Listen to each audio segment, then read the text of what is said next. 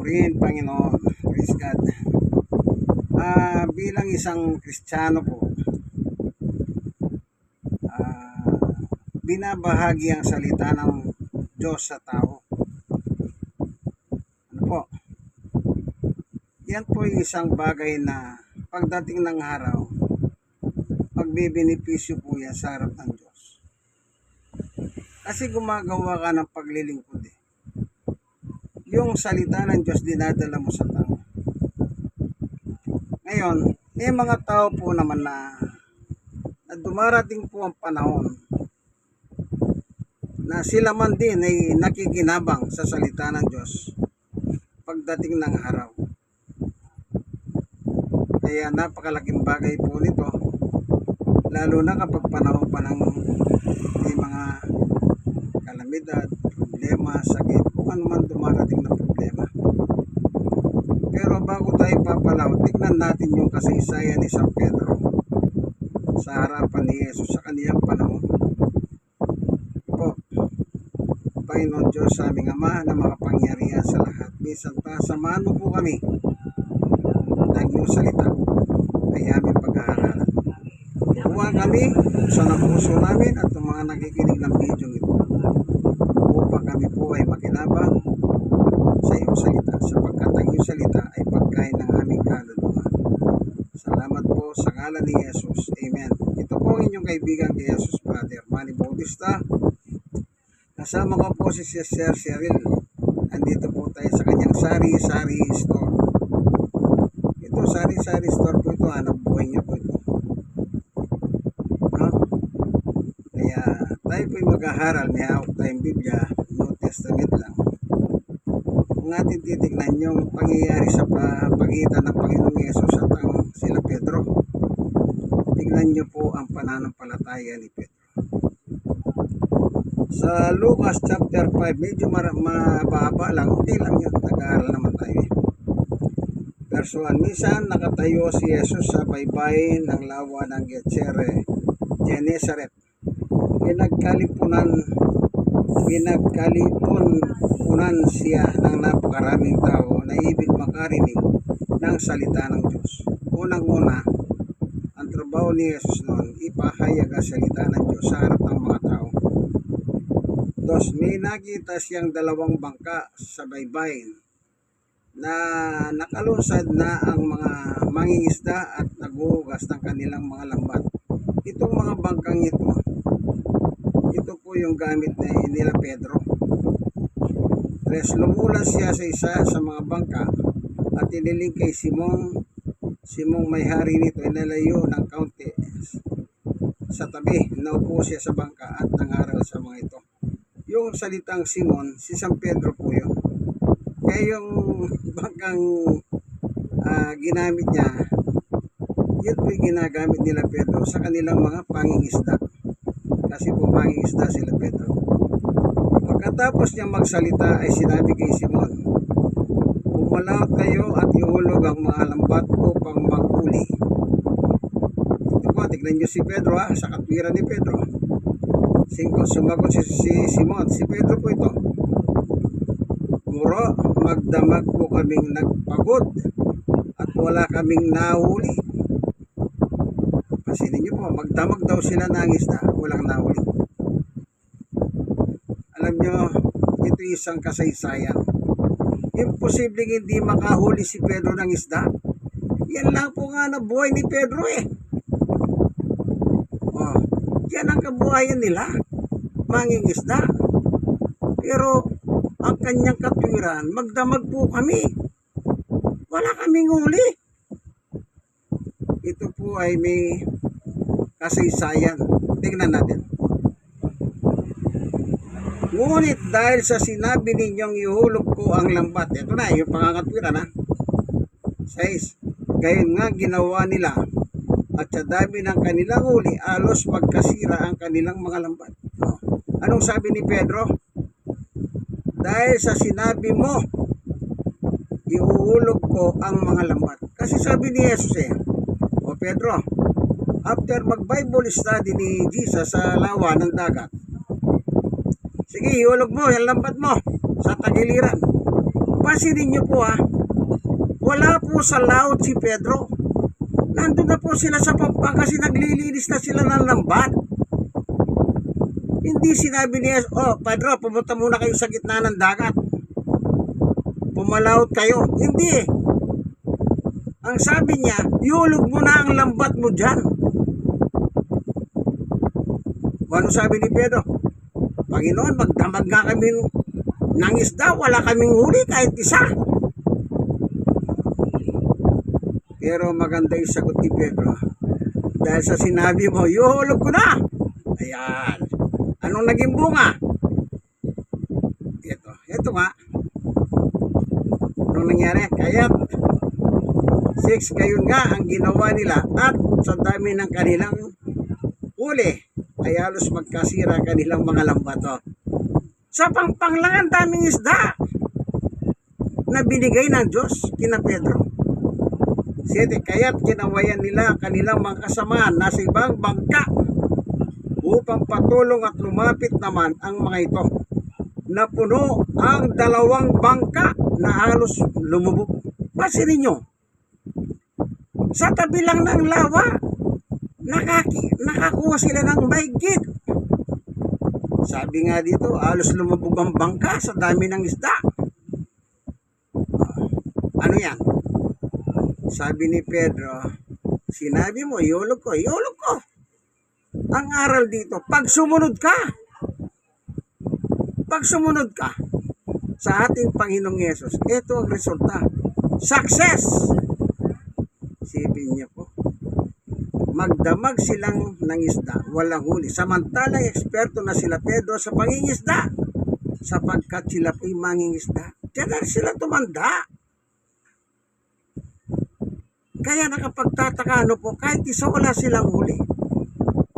Merong aral ito. Gusto lang ipakita ng Biblia na yung pagsunod sa Panginoong Yesus, anong katumbas? Blessing, more blessing. More blessing. Sino bang hindi nangangailangan ng more blessing? Lahat ng tao po. Lahat ng tao gusto nila ang maraming pagpapala. At ngayon ang tanong, ginagawa mo ba? Yung gusto nung magbi-bless sa'yo. Yun lang po nagiging problema sa ating mga noity. Ano po? Gusto nila blessing ng blessing, pero yun nga po, ba't kaya hindi mo na kaya sila sumunod at saka sila umiling ng umiling? Alam nyo yung paghiling, napakadali, pero kailangan po makita ang Panginoon sa buhay natin totoo lang. Ano mga oras ibibigay ng Diyos ang kasi alam naman ng Diyos ang kailangan natin Even Jesus Christ, ang sabi niya, hindi pa nga kayo nagsasalita, lumalapit pa lang kayo sa Diyos. Alam na ng Diyos ang gusto nyo. Kanya lang ang problema po, yung salitang, meron ka bang ginagawa para sa Diyos? Yun O tingnan nyo, babasahin ko yung sinabi ni Lord Jesus, Ito. Dito sa Mateo 6:8. Ito, ano sabi ni Lord Jesus? Sapagkat alam na ng inyong Ama ang inyong kinakailangan bago pa ninyo ingin ito sa Kanya. Hindi pa nga tayo nagsasalita, hindi pa tayo humihingi. Alam naman Diyos ang kailangan mo kasi siyang may likha sa atin. Kaya lahat ng kailangan natin, alam na ng Diyos yan. Yung problema lang, tayo ang problema mismo. Tayo ang may problema. Kaya kung minsan meron pong mga taong nabibigo, ay alam niyo po, ang Diyos kasi, ang lahat ng bagay nasa kanyang kapasyahan. Nasa kanyang kapasyahan. Wala po sa pasyahan. Tagailing lang tayo. Ito, meron kong babasahin dito. Sa unang 1:5-13, isinulat ko ito sa inyo upang malaman ninyo na kayong nananalig sa anak ng Diyos. Ang anak ng Diyos, si Jesus, ay may buhay na walang hanggan. 14. Hindi tayo nagatubiling lumapit sa Kanya sapagkat alam nating ibibigay niya ang ano manghingin natin sa ayan. Yung lahat ng hinihiling natin. Ano sabi niya? Sapagkat alam nating ibibigay niya. Kung may pananampalataya po kayo, ayan, alam natin. Pero ang tanong, kaibigan, ginagawa mo ba yung kalooban ng Diyos? Hindi ba yun yung nakalagay sa Mateo 6:9? Sa 10, sundin ang kalooban mo dito sa lupa para nang sa langit. Yun eh. Sino may turo niya? Si Jesus. Sundin mo ang kanyang kalooban. Kaya doon sa 6:30, tignan nga natin. Mateo. Okay. Anong sabi dito ni Lord Jesus? Alam niyo po, napakadali po naman para ang Diyos ay gumagalaw sa buhay natin. Kanya na tayo lang talaga may problema. Tayong mga tao. 6:31 ng Mateo. Kaya't huwag kayong mabalisa tungkol sa inyong kakanin, iinumin o daramtin. 32. Sapagkat ang mga bagay nito ang kinahumalingan ng mga taong wala pang pananalig sa Diyos. Materially. Yan ang hinihiling ng tao. Anong klaseng tao? Walang pananalig sa Diyos.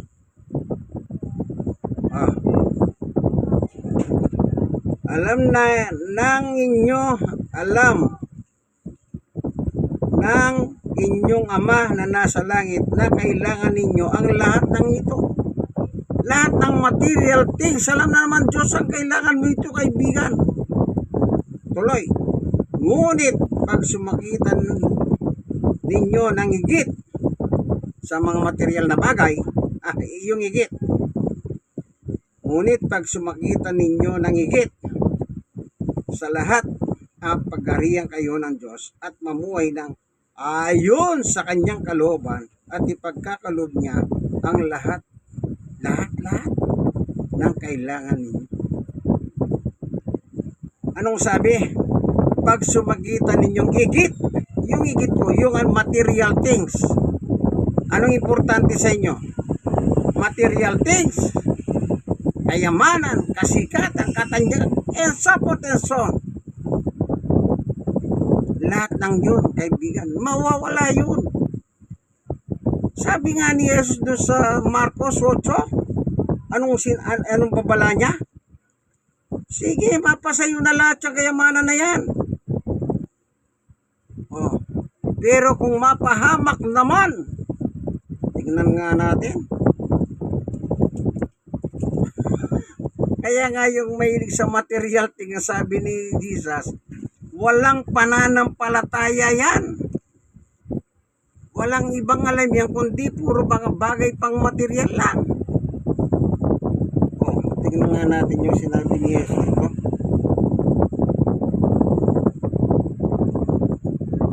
Dito sa 8 ng Marcos, verse 34. Pinalapit ni Jesus ang mga tao, pati ang kanyang mga alagad at sinabi, ito sinabi niya. Wala. Kung ibig ni numang sumunod sa akin, limutin niya ang ukol sa kanyang sarili, pasanin ang kanyang krus at sumunod sa akin. Ito na, 35. Ang naghahangad na magligtas ang kanyang buhay ay siyang mawawala nito. Ngunit ang mag-alay ng kanyang buhay alang-alang sa akin at sa mabuting balita, siyang magkakamit niyon. Ito po ano nga ang mapapala ng isang tao? Makamtan man niya ang buong daigdig ko. Kita nyo? kung ang katumbas naman nito'y ang kanyang buhay. Lahat ng material things, kaibigan, lahat yan po masusunog lang. Susunugin ng Diyos ang mundong ito eh. Anong ipupundar mo dito na hindi masusunog? Lahat susunugin ng Diyos. Kaya sabi niya, kahit na yung buong mundo, kayamanan ng buong mundo, mapasayo. Ang kapalit dito, kapahamakan ng iyong buhay. Kaya sabi ng Panginoong Yesu, higit pa sa material things, unahin niyo muna ang Diyos na kayo ay pag-arian niya. Yung turo ni Jesus dun sa Mateo chapter 6 verse 10, Ama namin nasa langit ka, dumating nawa ang iyong kaharian dito sa lupa. Ibig sabihin, pag ikaw ang nananalangin, Panginoon Diyos, maghari ka po sa aking buhay. Kasi nasa lupa tayo. Yan dapat ang unahin po natin. Nangigit sa mga material na bagay na tayo pagharian ng Diyos. Kaya sabi ni Pedro, Panginoon, itatapon ko na yung lambat. Ihulog ko na. Dahil sinabi mo, ihulog ko. Inulog nga. Nagbunga ba? 2 bangkang isda na mga tilapia. Kaya ang tawag sa tilapia sa panahon na yon, St. Peter Fish. Pinangalan po kay St. Peter. Yan lang pala pangalan. Sa atin tilapia pero sa kanila pala, St. Peter Fish. Nang inulog niya Pedro yon, nagkanda po ulit ang kanilang mga lambat. Kaya sabi niya, hoy, ali kayo mga kasama kong bangkero. Mangingisda, ali kayo. Nagpatulong siya. Okay, balikan natin si Pedro. Pero kaya siya naroon Yun ang aral ay pagsunod.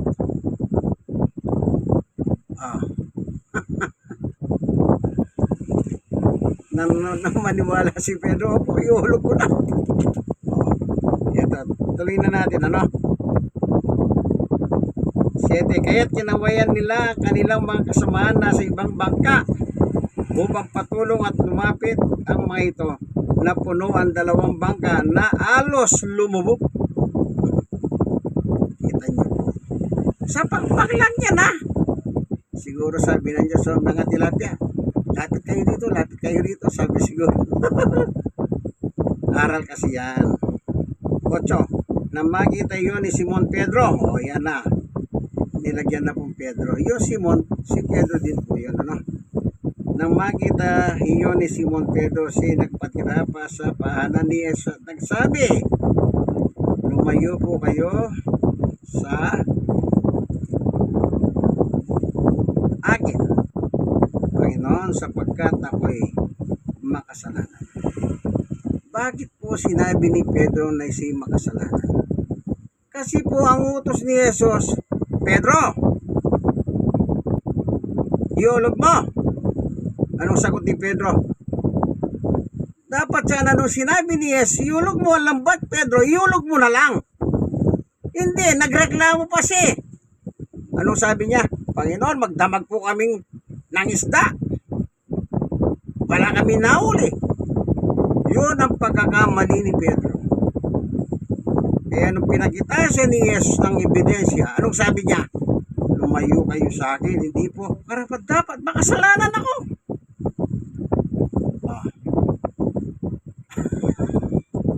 Kaya pag sinabi ni Jesus, gawin mo ito, gawin mo na lang, wag ka nang, yung iba, reklamo pa Huwag nating gayahin yung ugali ni San Pedro. Kailangan papakita ka muna ng Diyos ng mga ebidensya. Alin kaya mas maganda? Sumunod na lang tayo. Sa pagsunod, meron po tayong mapapala. Kahit naman sa magulang mo dito sa lupa Sige, wag mo sundin ng tatay mo. Wag mo sundin ng nanay mo. O anong mapapala mo? Di wala. Sasabihan ka pa ng magulang, suwail kang anak Pinangutusan kita, ayaw mo sumunod. Diba gano'n? Masakit. Masakit ang maririnig mo sa iyong mga magulang. Pag sinabi ng iyong magulang, anak, gawin mo ito, gawin mo ng buong sikap para mabigyan mo kaluhuran ng magulang mo. Pag sumunod ka sa kay Jesus, magbibigay ka rin ng kaluhuran sa Diyos. Magbibigay ka ng kaluhuran sa Diyos. Bakit? Sino ba si Jesus sa Biblia? Anak ng Diyos. Sundin mo si Jesus. Ano sasabihin ng Diyos? Papalakpakan ka niya. I-bless ka niya. Kasi ang blessing nagmumula po sa Panginoon Diyos ayon sa pananampalataya natin sa ating Panginoong Jesucristo.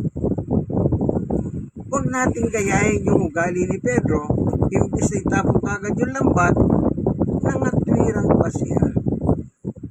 Huwag po tayong mga twiran sa Diyos, kaibigan. Huwag nyo pong gagawin yan. Unless, meron kayong katwiran na dapat pa kayong mga twiran. Pero kung wala, wag. Kaya may mga magulang, ano sabi na mo? Nakakatwiran ka pa! Tapos sasabay mo, murahin ka pa ng magulang mo. Di ba ganon? Nakakatwiran ka pa. Ha! Wag po tayong mga twiran kung wala naman sa lugar. Kung ano po yung nakasulat sa Biblia, sunod na lang po tayo. Ano? Kaya tatandaan nyo, itong aral nangyari kina Pedro noon at saka sa Panginoong Yesus. Magandang halimbawa ito eh. Ano lang yan? Pagsunod lang! Pag sumunod ka, anong nangyari? 2 bangkang St. Peter Peace ang binigay ng Diyos. The moment na inulog na nilam ni Pedro, ano sabi ni Pedro? Panginoon, dahil sinabi mo iulog ko ang lambat, iulog ko na po. Amen. Salamat po, Panginoon Diyos, sa katotohanan na ibinahagi mo sa amin, sa kasaysayan ni St. Peter at ng aming Panginoong Yesus na iyong anak. Na iyo po palang pagsunod sa iyong anak, isang bagay na nakalulugod sa iyong harapan. Kaya nung sumunod po si Pedro, binles mo po sila ng 2 bangkang alos matapon na po sa sobrang dami ng isda.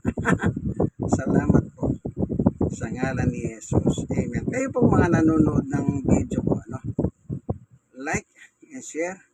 Kayo pong mga na-share, share nyo po sa iba. Ang pagsunod po ang higit na mahalaga. Ano man ang gawin natin dito sa lupa, mahirap ka, mayaman ka, ano man ang kulay mo, ano man ang nationality mo, ang titignan ng Diyos sa iyo, kahalit, pagsunod. Kasi sa pagsunod, ang Diyos ay nagbubuhos ng pagpapala. Pag sinabing pagpapala, Petro Ricardo, may sakit ka, pagagalingin ka. Yung iba, kala nila, isa pagbibintangan pa ang Diyos. Ang tagal ko nang hinihiling na gumaling ako. Ayaw mang ibigay. Tanong, kaibigan, ginagawa mo ba ang kalooban ng Diyos? God bless us all. Ito po inyong kaibigan kay Brother Manny Bautista. Siya naman po si Sister Cheryl. Sister, kaway-kaway ka muna. Dito po tayo sa Barangay 96 Zone 8, District 1, Tondo, Manila. God bless us all po.